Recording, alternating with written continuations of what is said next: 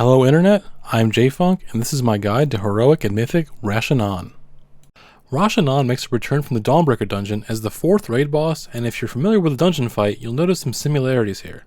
One thing you'll notice right away is the boss starts out at 60% HP. This is due to you having fought this boss in the Dawnbreaker dungeon before and canonically injured them. The main mechanic of this fight, and a familiar one, is rolling acid. Rasha'nan will mark 2 players with an arrow and a giant line indicator.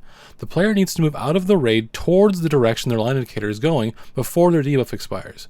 As it expires, they'll unleash an acid wave that will stun them for 1.5 seconds and then shoot out. You'll want to create a safe spot in the middle of the room for people to stand.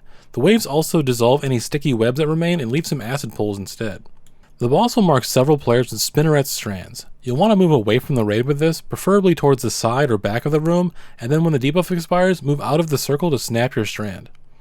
You want to make sure you don't stack with these, as on heroic difficulty and above, it'll affect all players within the circle, and these will also leave behind some sticky webs that you'll want to avoid standing in. The boss will periodically mark several players with an infested spawn, indicated by small green circles surrounding those players. After a few seconds, those players will deal damage around them in an AoE and spawn about 3 or 4 infested spawn. These infested spawn attach themselves to that player and will cast Infested Bite, which is a stacking dot.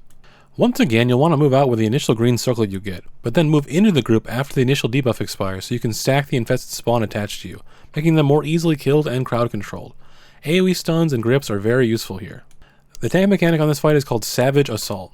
Rasha'nan will deal a large amount of physical and nature damage and then apply a dot for 60% of the unmitigated amount. Make sure to use your mitigation for this. When Rasha'nan reaches 100 energy, she will fly away to a random set location in the arena, meaning that the locations that she can fly to are set, but the one she will choose is random. Then she will cast Caustic Hail twice, which leaves puddles on the ground between the raid and her new location. Finally, she'll begin casting Acidic Eruption, an interruptible cast which deals huge damage and gives her immunity to damage for 9 seconds. You will want to set up a Warlock Gateway or use other raid movement speed cooldowns to get to the new location as soon as possible in order to interrupt. You will also want to make sure everyone groups up once again, because once Acidic Eruption is interrupted, she will begin casting a group soak in front of her called Web Reeve. Web Reeve does a huge amount of split nature damage, and after a short delay, will yank players towards her.